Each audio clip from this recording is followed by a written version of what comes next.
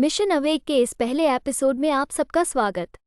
ठाकुर जी का आविर्भाव इस धरती पर जन्म लेने वाले प्रत्येक प्राणी की सुख, समृद्धि और मंगल के लिए हुआ है। बाहरी दुनिया की चकाचौंध ने हमारे हृदय में एक बड़ा स्थान बना लिया है।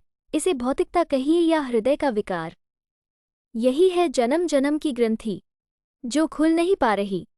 सभी चाहते हैं कि उन्हें ईश्वरीय अनुभूति हो, लेकिन इस अनुभूति को पाने के लिए कोई सार्थक प्रयास नहीं करते।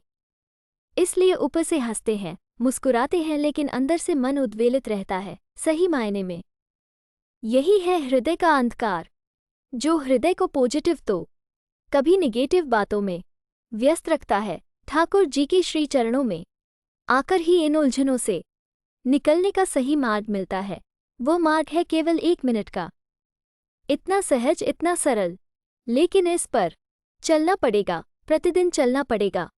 अपने 24 घंटों के 1440 मिनट से केवल 1 मिनट के लिए अपने हृदय को पूर्णतः रिक्त करके अपने अंतर में बैठे परमात्म सत्ता से अपने आप को जोड़ना होगा। अंतर्मुखी होकर अपनी अंतरात्मा में सम्माहित उस परमात्म सत्ता को हृदय से पुकारना है, ऐसे पुकारना कि आंसू छलक जाए। यही है ठाकुर जी का रास्ता, यही है ठाकुर जी द्वारा प्राप्त सतनाम का कमाल। यह 1 मिनट अगर अपने अंदर बैठे परमात्मा को सर्वांग भाव से कोई दे दे तो मालूम है उसे क्या क्या मिलेगा। सबसे पहले उसे अपने अंदर अपनी उच्चता का एहसास होने लगेगा। फिर धीरे धीरे कुछ ही दिनों में वो चिंता रहित होने लगेगा। कल तक जो काम उसके अटके हुए थे वे धीरे धीरे सुलझने लग जाएंगे।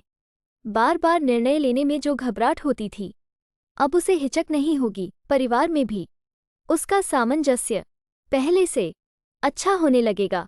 उसका स्वास्थ्य भी धीरे धीरे अब उसको उतनी तकलीफ नहीं देगा।